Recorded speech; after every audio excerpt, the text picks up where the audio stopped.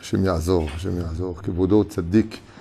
Erev Tov, Beshem Hashem Naaseh, Benatzer, en ce mercredi soir, 27 du mois d'avril, Kav Zayin du mois de Nissan, Lechem Tovim Shalom. Nous avons 2 shiurim pour 2 askarot ce soir.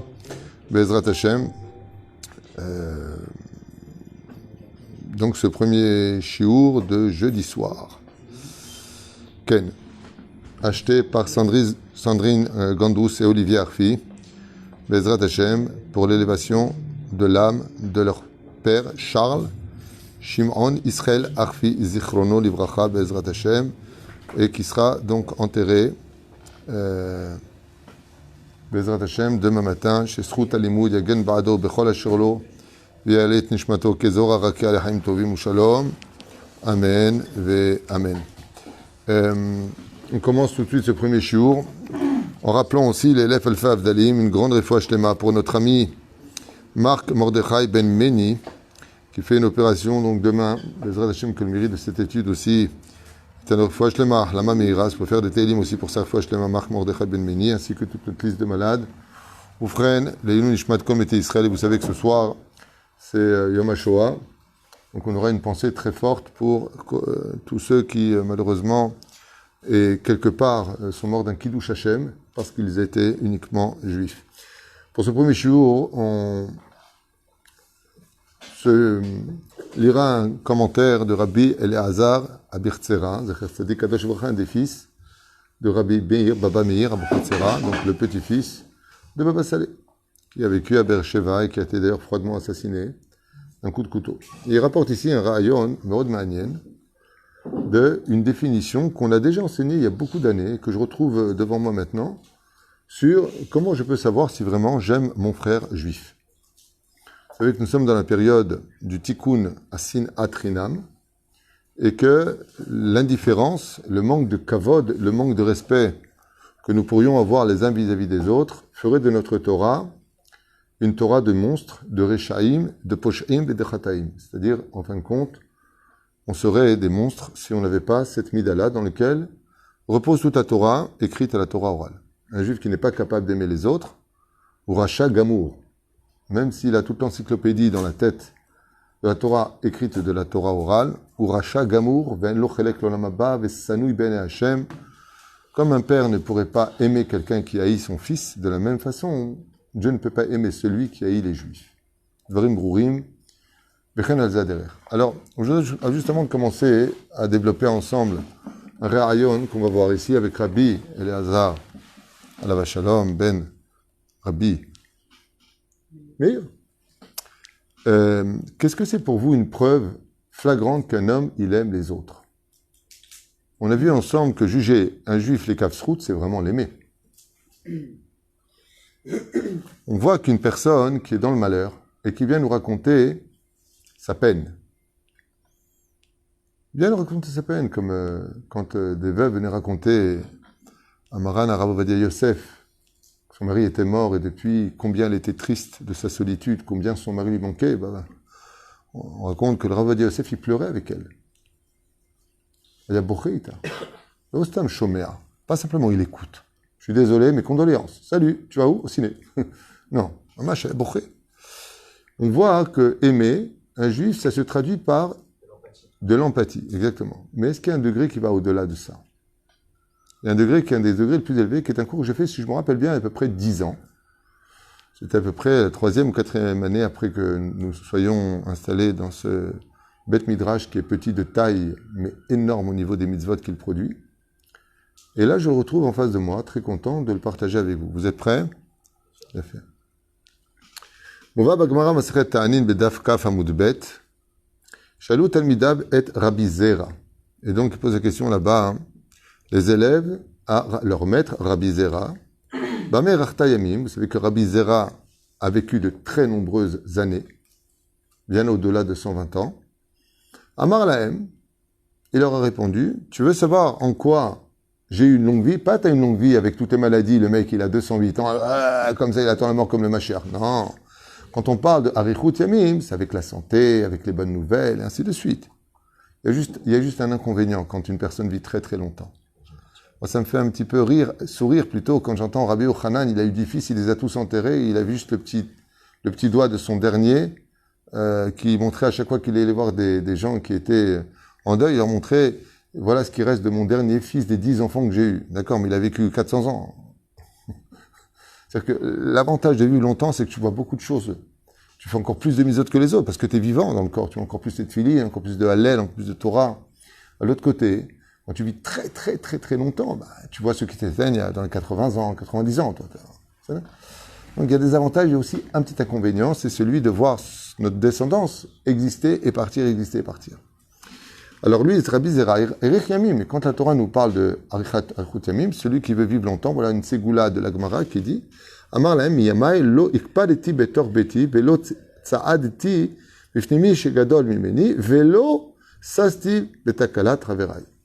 Il a donné 3 points dans les midot d'une personne qu'il se doit d'améliorer si tu veux avoir longue vie.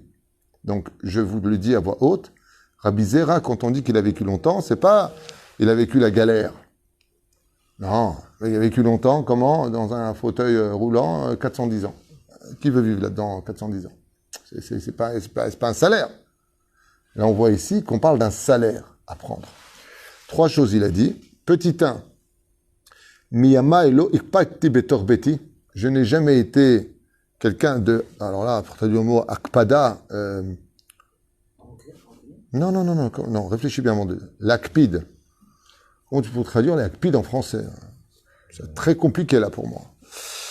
Aidez-moi, s'il vous plaît. L'akpid, hein? Non. L'akpid, c'est être minutieux, pointilleux et ne pas laisser... Avoir des principes. Les gens, ils ont des principes rasratiques comme ça. Et bon, ça va, c'est tes principes, c'est pas les miens. Toi, tu viens d'Oran, moi, je viens de Houtan. Chacun ses trucs. Le olam, l'ikpid, pointilleux. Ouais, c'est ce que j'ai dit. Il n'y a pas mieux? Moi, je trouve. Non, minutieux, c'est très bien. Hein? Ça, c'est minutieux. Non plus. Et la reine, l'okpati. Donc, la première chose, j'ai jamais été une rasra à vivre à la maison, avec des principes sur lesquels je me tiens sans laisser passer quoi que ce soit. Bête, je n'ai jamais marché devant une personne qui était plus grande que moi, a dit Rabbi Zeira. Ça veut dire quoi une personne plus grande que moi? Peroucha Davar. J'ai pas pris la parole devant lui, comme c'est marqué dans ma Masechet Avot. Un golem, comment tu reconnais un golem? Un homme qui n'a pas de sechel. Il a des plus grands que lui, on pose une question à un Dalakha, il va répondre avant le Rav. C'est golem. On pose une question à un ingénieur en informatique, sur l'informatique, et lui, il vient à peine de commencer, il répond à la place de l'ingénieur, pour montrer son savoir, pour dire moi aussi je sais. Amar Rabbi Zera, j'ai jamais marché devant une personne plus grande que moi. Marcher, c'est pas simplement faire quelques pas devant, Vada Shekel, avaler le kavod, le Mishégadol, comment de donner la place à lui qui était plus grand que lui. Et tout ça, c'est des sgoulots dans la Gemara pour avoir une longue vie. Et la troisième chose, lo sasti betakalat raverai, et ça, c'est la plus dure de tous.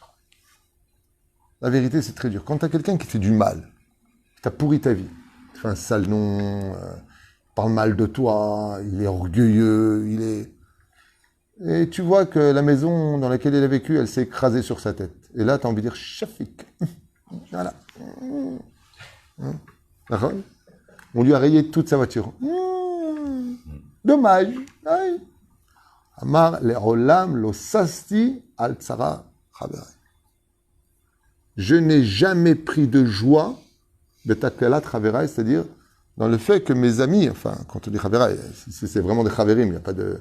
Quand c'est un ami qui est touché d'un événement qui lui fait du mal, il y a vraiment quelqu'un, alors allez velo alechem, qui t'a fait vraiment du mal, il t'a arnaqué, il t'a pris de l'argent, il t'a vendu, il t'a fait du mal, et t'apprends qu'il est en prison, ou t'apprends qu'il a perdu quelqu'un, ou t'apprends que, je sais pas quoi, il a accusé faussement ton fils, et lui perd un enfant. Ah, tu dis, voilà, mida keneged mida, voilà ce que tu as fait. L'Olam, je n'ai jamais eu de joie dans mon cœur d'apprendre que quelqu'un qui me fait du mal souffre à cause de ça. D'ailleurs, tous les soirs dans Ribono Shel Olam, quand on a posé la question à Rabbi Hanun Meddosa, qui a vécu 400 ans, comment t'as fait pour vivre? C'est un jeu de mots. Ken? Vivre dans le sens de rire et être heureux sur terre. Il a dit, j'ai toutes les nuits prié à Hachem avant de me reposer ma petite demi-heure pour laquelle je dormais, que personne dans ce monde qui me fait du mal, du peuple d'Israël, Bar Israël, Chol Bar Israël, ne souffre à cause du mal qu'il m'a fait à moi. Moi, je pardonne, je veux pas qu'il souffre à cause de moi. On a expliqué ce matin pourquoi. Quand un juif, il souffre, Dieu s'impose la même souffrance.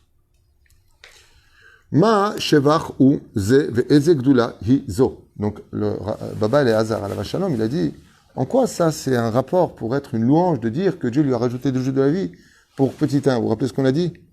Petit 1, qu'est-ce qu'il a fait? Hein? Non, c'est petit 2. Mais bloque pas de bébéti. J'ai jamais été pointilleux et rasratique et protocolaire, tout ce que tu veux à la maison.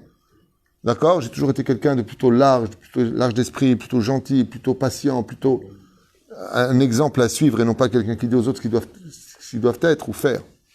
Petit 2, jamais marché devant quelqu'un qui était plus grand que moi, dans tous les sens du terme, on l'a expliqué. Et petit 3, je me suis jamais réjoui d'un malheur qui est arrivé à une personne qui m'a fait du mal.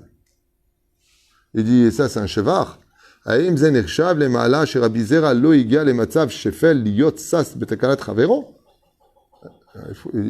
il dit, il faudrait vraiment être quelqu'un de très bas pour être heureux du malheur de l'autre. Vous savez, en tunisien, il y a une phrase qui est horrible. La personne, elle tombe. Elle s'est moquée de toi, elle part. Et en partant, elle se prend la jambe dans un fil et elle tombe par terre. Chafik. Voilà. C'est assour be'echlet. C'est strictement interdit de faire ce genre de choses. Shavor ze yekabel sachar. Et il dit, et pour ça, Dieu va lui rajouter, vous savez ce que c'est de vivre. La vie est la chose la plus chère au monde. D'ailleurs, la preuve en est. Pour ne pas vieillir, on voit que tout ce qui est cosmétique fait des milliards de dollars par an. Dans le monde entier, tout le monde achète pour pas vieillir, pour ne pas mourir, pour payer des opérations, pour une ashtala. Le mec, il a un problème de rein, de cœur, de foie. On va, ashtala, c'est l'ashtilo, comment on dit, faire une greffe. Vraiment, je ne peux pas compter du tout sur vous, vous êtes pire que moi en français. Donc, faire une greffe. C'est des mots qui sont durs. Greffe, tu connais pas, toi. Non, mais. Maintenant que je le dis, ouais, bon, tu ne me sers à rien, dégage. Et la reine, c'est ma chou omer. החביור שאין כוונה רבי זרע לשבח עצמו, שכאשר ראה בחברו שהזדמנה לו תקלה לא היה שש. אלא הכוונה שבשעת שרבי זרע היו לו שמחה וששון במענו וראוי לו להיות בשמחה. באותו זמן הזדמן לו לראות תקלה אצל חברו. היה ממעט שמחתו וששון האישיים שהיה ראוי שיסיס ושמח בהם, לפני שחברו באותו זמן היה שרוי במצב תקלה. Et il dit ici, en réalité, ce qu'a voulu dire Rabbi Zera à propos de ne pas avoir de joie dans son cœur, de toute façon, est-ce que c'est marqué noir sur blanc, ça, qu'on n'a pas le droit d'avoir de joie quand tu vois ton prochain qui t'a fait du binfol oivecha. Mais c'est ta votre méforage. Quand tu vois ton ennemi, un juif ennemi, qui t'a fait vraiment du mal, tomber, altismach. Il t'est strictement interdit d'être heureux à ce moment-là. Donc il n'y a pas de c'est bien fait pour toi, il y a tes qatra ou des choses comme ça, hazve shalom. Assour. Et là, Omer Davar Nifla. Il dit, Ayam Emaet c'est un simcha, quand il était, lui, heureux d'une bonne nouvelle et qu'il entendait que quelqu'un était malheureux, il diminuait sa joie à lui. Il dit, aïe, alors, bon, tu vis ta vie, toi t'es heureux, lui il est malheureux. Il dit, non. Si lui il est malheureux, Ayam Emaet, il diminuait sa joie à lui parce qu'il entendait que l'autre n'était pas heureux. C'est d'abord, il a fait, c'est ce qu'on appelle l'empathie. שהיה ראוי שיעשה דבר בהם, ולא רק את זה בלבד, מפני שחברו באותו זמן היה שרוי במצב ותקלה, וזה מה שאמר, ולא ששתי בתקלת חבריי, מיעדתי מהששון האישי שלי, כשהייתה לחברי תקלה, או שהיה נותן באיזה צער מיוחד, je n'ai jamais cherché à avoir plus de joie quand quelqu'un était mal, et quand j'entendais qu'un ennemi, un juif qui m'avait fait du mal, à dire Rabbi Zera, était mal, je me suis jamais réjoui de cela comme une vengeance venue du ciel ou de quoi que ce soit. Bien au contraire, je me mettais à prier pour lui, que Dieu le sorte de là où il est et qu'il s'arrange dans ses midot pour être meilleur avec les autres. Et la Gemara vient nous apprendre ici, dit Baba Eliezer alav shalom, que celui qui est comme ça dans ce monde, qu'il sache que le salaire de ce genre de réaction, c'est arichut yamim, de vivre beaucoup plus d'années dans ce monde et donc de se soigner des maladies. Une personne qui est malade au point de quitter ce monde, il veut vivre plus longtemps qu'il prenne sur lui cette mitzvah-là, d'avoir de l'empathie et tout l'eau.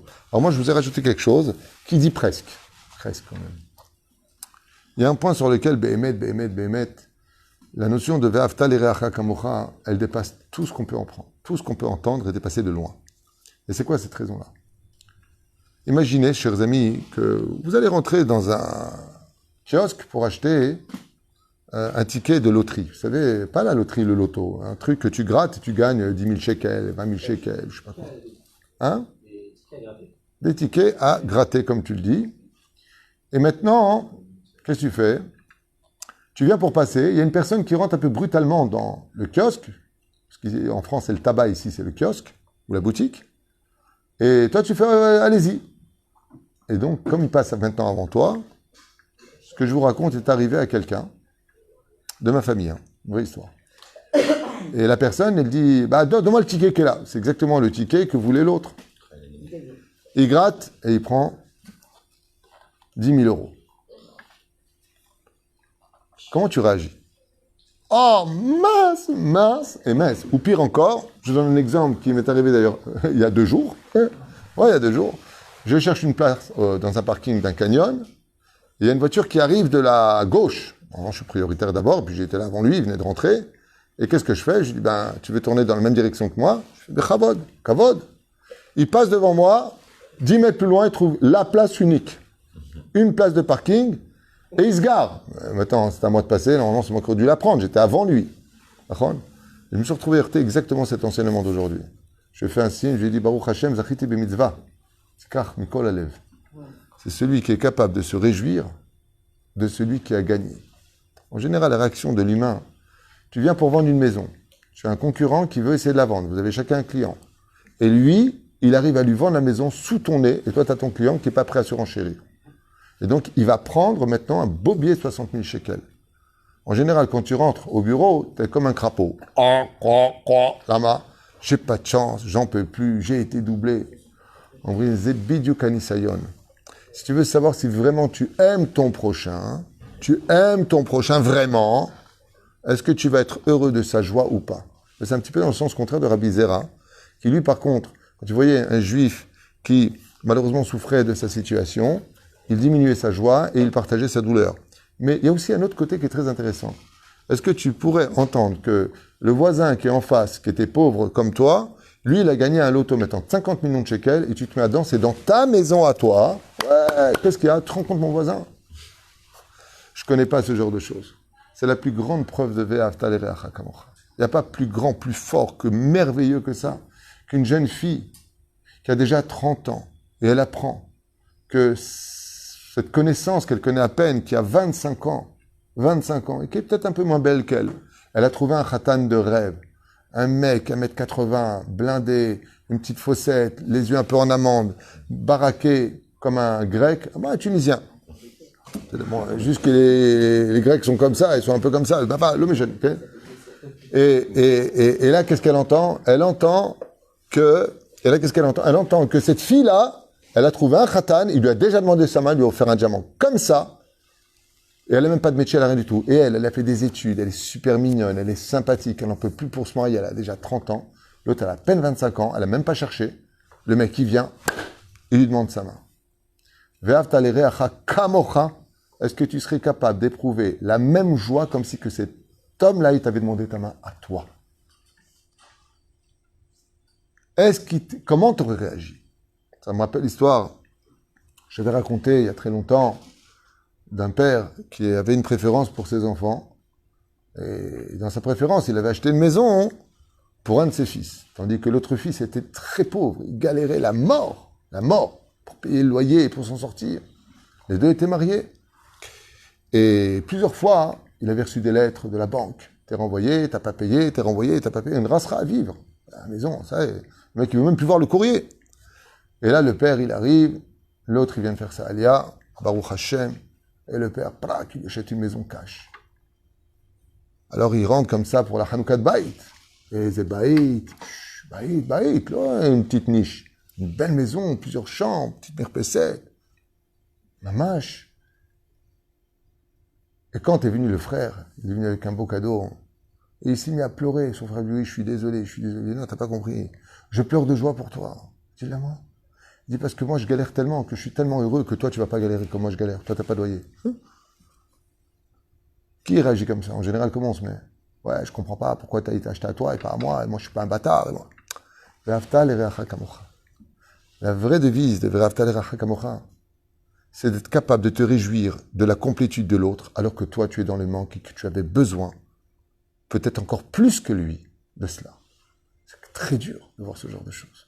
T'as une fille qui te dit « Oh, je suis pas du tout pressé de me marier », t'as tous les mecs derrière, et tout le monde lui demande sa main. L'autre qui n'en peut plus pour se marier, personne lui demande sa main. Et toi, tu te réjouis de la chance qu'elle a. En général, on a l'habitude de se couvrir de larmes avec des lamentations. J'ai pas de chance, je réussis dans rien. Pourtant, lui, il vend et moi, je vends pas. On vend la même chose. J'ai rien vendu, lui, il a tout vendu. Le Nisayon, il n'est pas là du tout. Ce que tu dois avoir, arrête de pleurer. C'est pas là le problème. Le problème du Nisayon, c'est est-ce que tu es capable de te réjouir? T'as vu dans quelle période on est là maintenant? Les élèves de Rabbi Akiva se haïssaient, ils ne respectaient pas l'un et l'autre. Vous voulez le Beth Amikdash? Et au Beth Amikdash, on avait une particularité. On était tous égaux. C'est comme dans la tombe. Il n'y a plus de riches, il n'y a plus de pauvres. On est tous égaux. Vous voyez, je finirai avec cette petite parenthèse tunisienne. On peut être jaloux de la voiture de l'autre, de sa maison, de sa femme, de tout ce que tu veux, son argent, son... tout. Mais il y a une chose sur laquelle on n'est jamais jaloux de quelqu'un. Je n'ai jamais vu quelqu'un qui dit « je suis jaloux de sa tombe » ou de son cercueil. Je me rends compte que je suis enterré à côté du tzaddik. Laisse-moi tranquille, laisse-moi debout à côté de tout le monde. C'est le tzaddik. Pourquoi? Pourtant, la personne elle arrête de souffrir, maintenant elle va prendre son salaire, elle va monter au Gan Eden. Vous avez remarqué qu'on n'est jamais jaloux de ça. Vous savez pourquoi? Parce que la mort, c'est une barrière qu'on n'a pas envie de franchir. Si on tuait notre Yetzer Hara sur terre, on n'aurait pas besoin d'être jaloux du bonheur des autres et on finirait tous par s'aimer. Et si vraiment on était comme ça, jamais on ferait du Lachon Hara, ni du Motzi Shemra, il n'y aurait pas de recherche de jalousie, de kavod, de ta'ava, comme dit la Gemara. Plus besoin d'envie, plus besoin de tout ça. On serait heureux du mazal de l'autre. Je suis content pour toi que toi, tu vas bien. Je suis sa mère, tu comprends? Je suis heureux. Tu veux que je dise pourquoi? Parce que quand tu vois un juif qui est heureux, tu comprends que la vie n'est pas une fatalité, que la roue tourne. Parce que cet homme, avant d'être heureux, peut-être qu'il a galéré plus que toi encore. Mais aujourd'hui, il a fini son tikkun. Alors il passe à un autre stade. Il a servi Dieu dans la pauvreté, mais tant Dieu le met à l'épreuve dans la richesse. Tu veux vraiment sa chance? Ou tu veux sa malchance? Est-ce que tu connais la fin de sa vie? Alors réjouis-toi de ce que Dieu t'a donné. Et zéro achir à sa mère Bechelko. Mais surtout, réjouis-toi encore plus quand tu vois quelqu'un, même si tu ne le connais pas, qui réussit dans sa vie. Tu sais pourquoi? Parce que si c'était ton frère, si c'était ton enfant, comment tu réagirais? Sa mère, c'est la famille. D'accord? Kacha Adam Tzech Lavin, Sham Israël, c'est une grande et merveilleuse famille. Baruch Adonai Leolam. Amen. Amen.